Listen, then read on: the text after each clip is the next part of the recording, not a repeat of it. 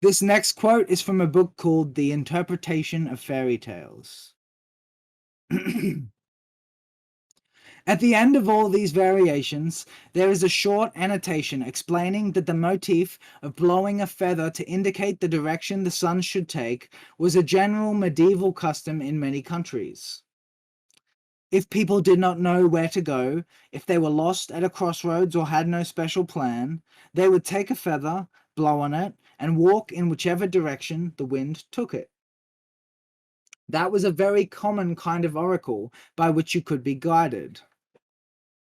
There are many medieval stories referring to this, and even folklore expressions such as, "I shall go where the feather blows."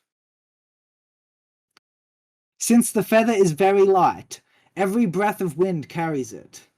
It is that which is very sensitive to what one could call invisible and imperceptible psychological spiritual currents. Wind, in most religious and mythological connections, represents spiritual power, which is why we use the word inspiration. In the Whitsun miracles, the Holy Ghost filled the house like a wind. Spirits make a kind of cold wind when they come, and the appearance of ghosts is generally accompanied by breathings or currents of wind. The word spiritus is connected with spirare, to breathe. In Genesis, the Roach Elohim, the Spirit of God, broods over the waters. Therefore, you can say that an almost imperceptible wind, whose direction you can only discover by blowing a feather, would be a slight, barely noticeable, almost inconceivable psychic tendency, a final tendency in the current psychological flow of life.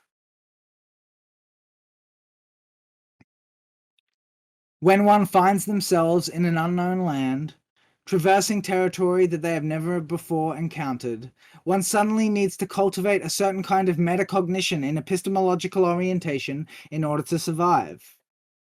By virtue of this ability to map unfamiliar territory, we are able to solve novel problems efficiently and quickly adapt to even the most challenging of situations.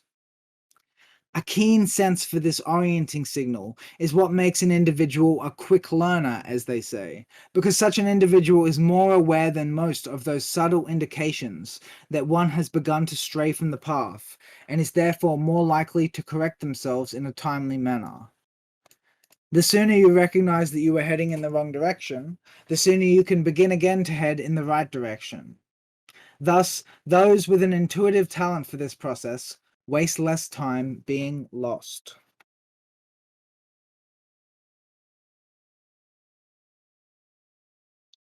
Oscillation and equilibrium. When you find yourself in a land unknown, you have little choice but to consult the tides of fate, manifest in the above example as the wind, in order to derive your destined direction.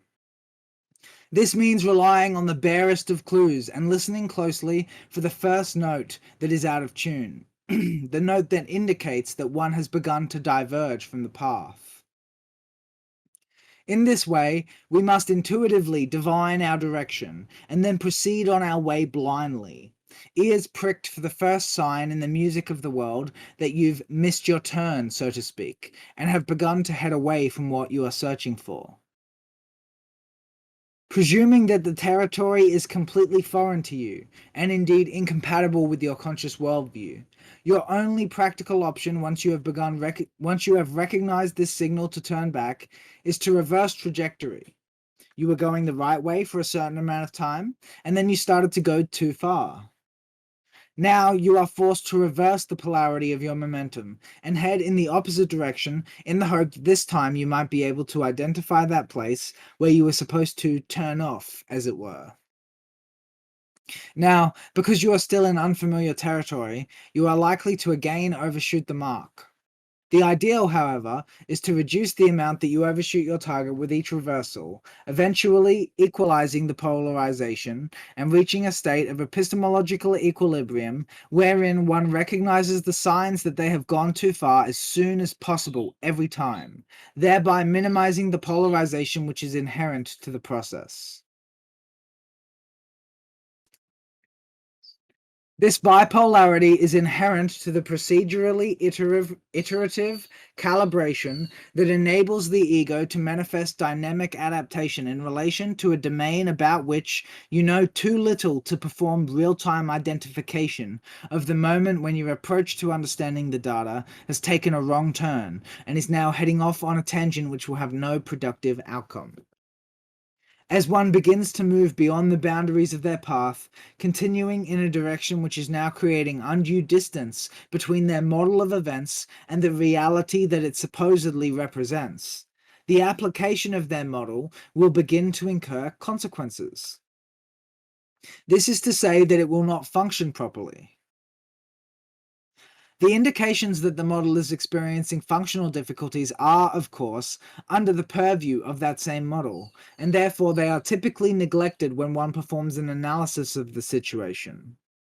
Consequently, the fact that our model is not working properly is not known to us, and the signs that are manifest in the world each time it fails are amplified because one continues on in the incorrect direction. The longer that we fail to recognize the flaw which is inherent to our approach, the more that the evidence of that flaw will be repeated in our experiences and thereby emphasized as a recursive theme that is further amplified by each cycle.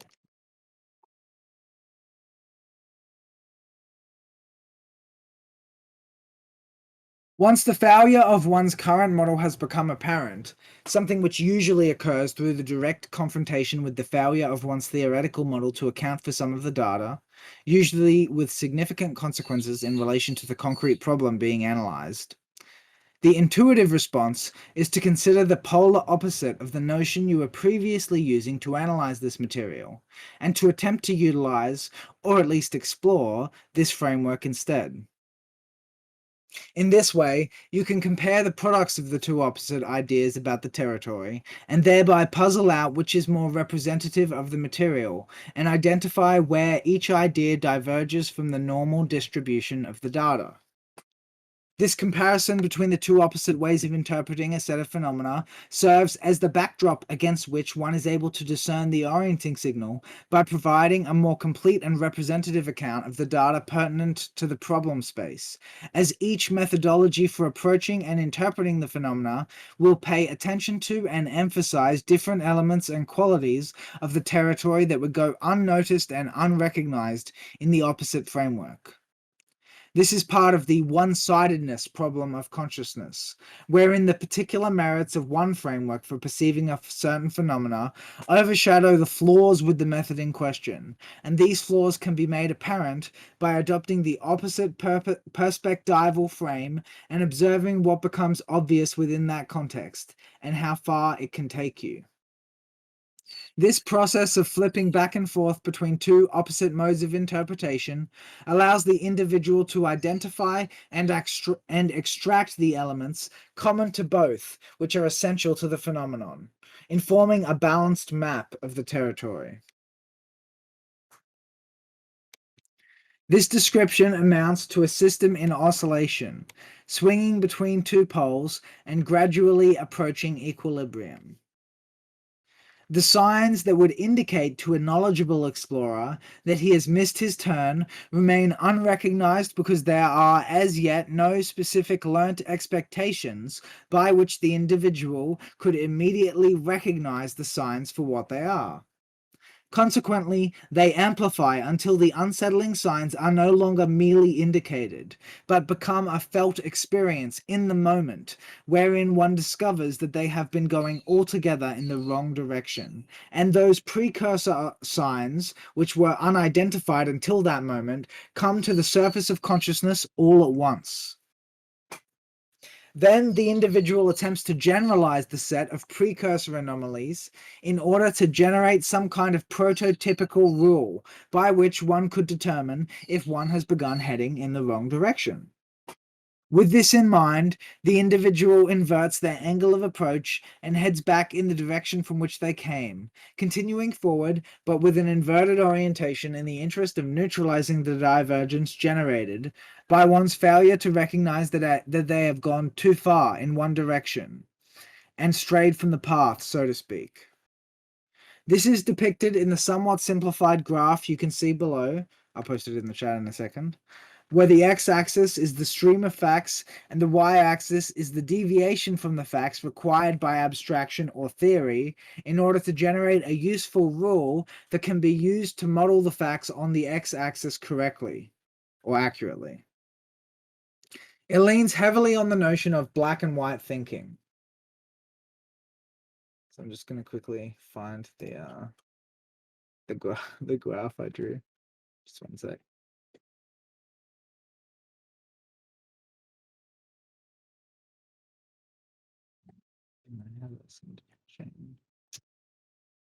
I'll have to use one that has like digital lines on it showing how my lines aren't very good approximations for now. But in the video, or when I post it up on YouTube, it'll have a digital copy of it, which is actually more accurate. But here's the diagram I'm talking about.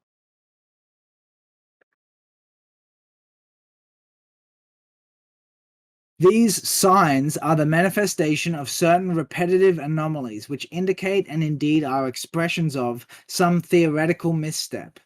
And each and every one of these signs constitutes an instance of the orienting signal, which is being discussed in the lecture. The appearance of the anomaly is a warning which ought to be heeded if the individual seeks as little divergence from the path of efficient understanding as possible. And the longer the anomalies are ignored, the more consequential do they therefore become. Neglecting to recognize the flaw which is at the root of the anomaly, permits further development of the framework built upon the error, which results in corresponding amplification of the anomaly until it becomes significant enough that one cannot progress any further without acknowledging it and dealing with it. This sort of epistemological orientation is something which most individuals do intuitively and unconsciously.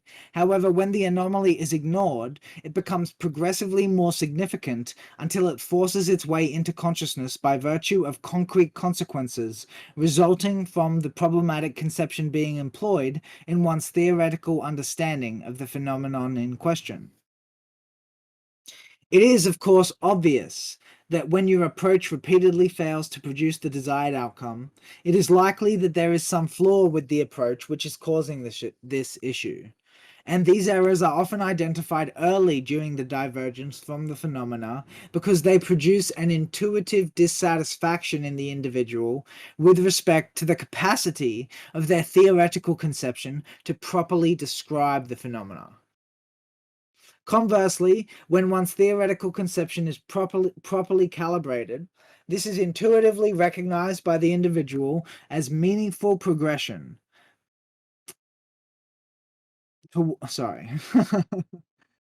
This is intuitively recognized by the individual as meaningful progression towards some model which will not only account for the phenomenon at hand, but also permit the individual to manipulate or harness it.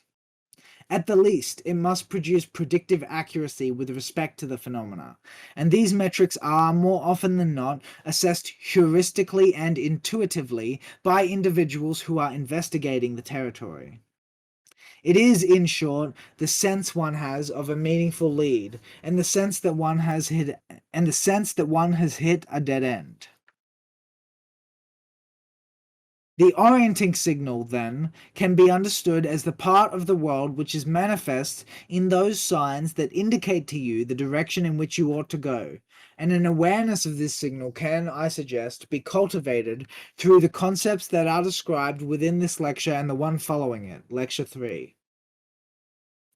This awareness of the orienting signal is precisely the faculty which these lectures are intended to help you to develop through the articulate provision of a particular set of archetypally significant conceptual tools that will help you to track and identify the signs as they present themselves to you within your own experiences. These signs are apparent in the sense that you are already aware of them. Every time you are drawn to explore a new idea or activity, you rely on an intuitive ability to orient yourself in unknown territory. To the degree that you are skilled at picking up new concepts Despite being unfamiliar with the domain to which they belong, so too are you already equipped with the instinctive recognition of the orienting signal, which appears in perception as meaning itself. This meaning which we apprehend, that to which we instinctively attribute our attention, is what we rely on to orient us towards those experiences which are necessary for the development and maturation of our perspectives. And it is in this intuitive sense for where one ought to be and what one ought to be doing. And it is this intuitive sense for where one ought to be and what one ought to be doing that proves most insightful when it comes to the action of distinguishing meaningful threads from the tangle in which they are ensnared. Hey guys, thanks for watching the lecture. I just wanted to let you know that I recently made my Patreon live, so you can now follow me on there. The link will be in the description, and also I'll post a link in the video. Also, I was just wanting to encourage you to subscribe and check out my other work, also linked in the description.